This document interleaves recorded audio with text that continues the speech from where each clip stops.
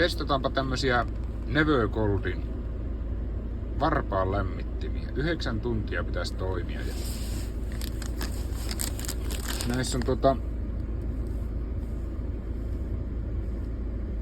avaa pakkaus ja poista lämmitin pakkauksesta. Lämmitin lämpenee ilman vaikutuksesta muutamassa minuutissa. Poista tarrapinnan suojapaperia, kiinnitä lämmitin sukan ulkopinnalle päkiän kohdalle. Aseta kenkä jalkaan. Käytön jälkeen hävitä lämmitin kotitalousjätteen mukana.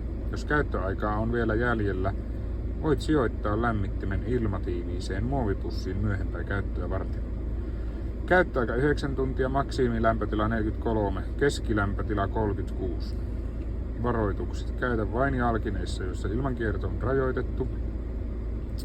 Käyttö muunlaisissa jalkineissa tai ilman jalkinetta aiheuttaa lämmittimen ylikuumenemisvaaran ja palovamman riskin. Keskeytä käyttö, jos lämmitin tuntuu liian kuumalta tai epämukavalta. Älä käytä nukkuessasi, ei lapsille eikä muille henkilöille, jotka eivät kykene itse arvioimaan lämmittimen lämpötilaa.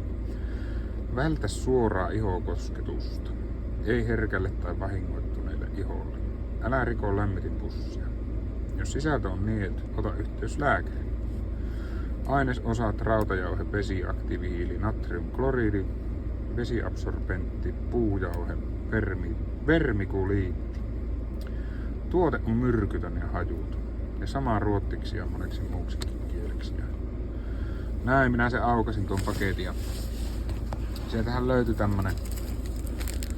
tämmönen näin. Ja siinä on tämmönen aika maltillinen, todella maltillinen tarrapinta. Tää nyt jo tuntuu vähän lämpimältä. Se sai ilmaa. Nyt ne olisi niinku valmiit laitettavaksi tuonne kenkkään. No niin, laittoi sen nyt tuonne. Se tuommoisen tennissukkaan ainakin tarttui ihan hyvin. Katsotaan saadaanko sitä laitettua jalkaan. Sinnehän se sujahti. Testaillaanpa nyt. Heti tuntuu lämpimältä. Testaillaanpa tämä päivä ja katsotaan, että onko kiva. Joo, nyt on testailu jonkun aikaa näitä ja 5 astetta on suurin piirtein pakkasta. Ja tuntuu kyllä ihan eriltä, että saattaa olla tosi hyvät, niin jos joutuu johonkin kaukolämpöhommiin montulle kovalla pakkasella, niin varmaan tulee käytettyä sitten näitä tai muutenkin, että jos joku kylmä saa olemaan.